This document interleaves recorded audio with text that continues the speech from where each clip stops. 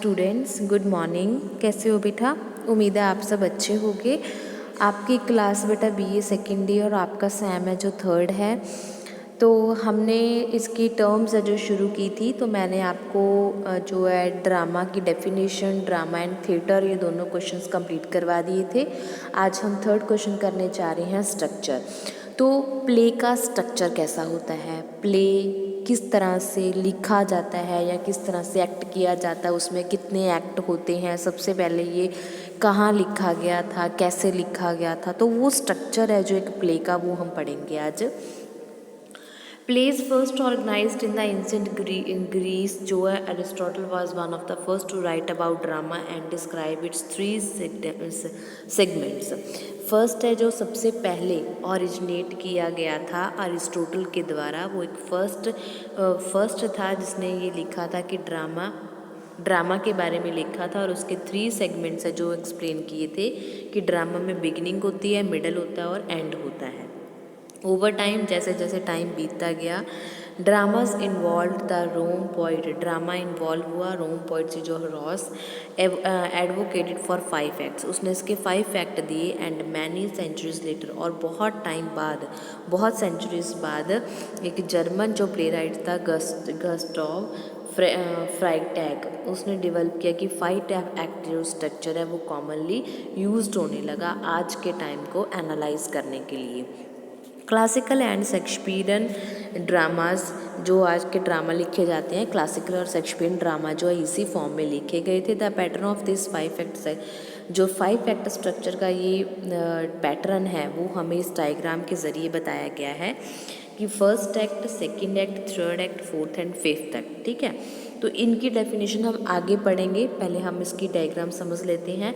जो first act है उसमें क्या होता है, प्रोलॉग होता है, कैरेक्टर्स और सेटिंग होती है जिसको प्रोटैसिस्ट कहते हैं। उसके बाद सेकंड और थर्ड होते हैं जो एपिटैसिस होते हैं, और फोर्थ और फिफ्थ हो जाते हैं कैटास्ट्रॉफ होते हैं।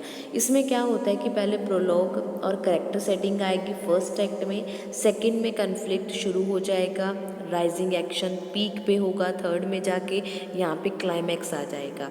उसके बाद फोर्थ में आके एक्शन फॉलिंग होना शुरू हो जाएगा, और फिफ्थ एक्ट में है जो वो टोन एंड मॉरल जो होता है उस प्ले का वो आ जाएगा। ठीक है, तो पहले 3 एक्ट क्या थे? Aristotle believe that every piece of poetry और drama must have a beginning, middle and and.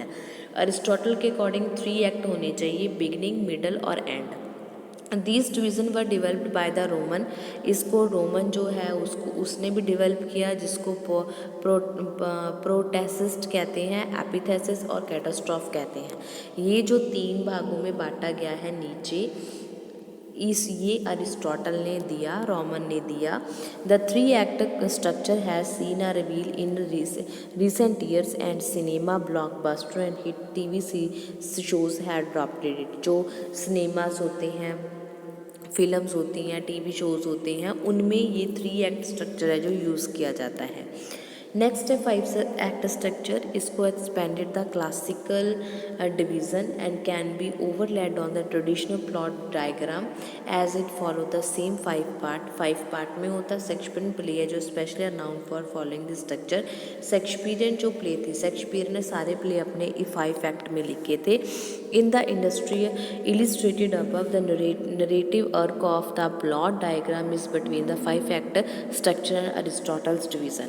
तो फॉर्मेट क्या था? फर्स्ट है जो एक्ट वो एक्सपोजिशन होता है, जहाँ पे ऑडियंस है जो ये सीखती है कि सेटिंग क्या है, किस टाइम में चल रहा है प्ले, जगह कौन सी है, करेक्टर्स डेवलप होते हैं, एंड द कन्फ्लिक्ट है जो इंट्रोड्यूस होता है कि कन्फ्लिक्ट क्या होगा।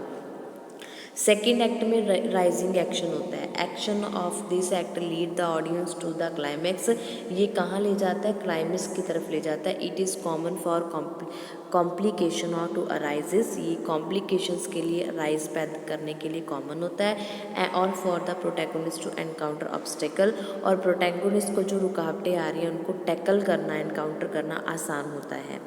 उसके बाद थर्ड एक्ट में क्लाइमैक्स आता है। This is the turning point of the play. The climax is characterized by the highest amount of suspense, जो हाईएस्ट अमाउंट है सस्पेंस की वो क्लाइमैक्स ही होता है। फोर्थ है falling action, the opposition of the rising action, in the following action the story is coming to an and.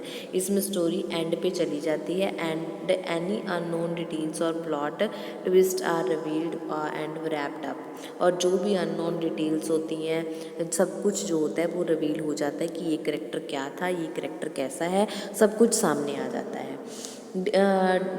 उसके बाद होता है resolution. This is the final outcome of the drama. Here the author's tone about his और हर subject matter is revealed. जो उसने moral देना होता है, जो उसकी टोन होती है, वो सारा कुछ रिवील हो जाता है, मॉरल सामने आ जाता है। एंड समटाइम्स अ मॉरल और लेसन इज लर्न। और कई बार तो मॉरल भी दिया जाता है प्ले का और लेसन भी दिया जाता है।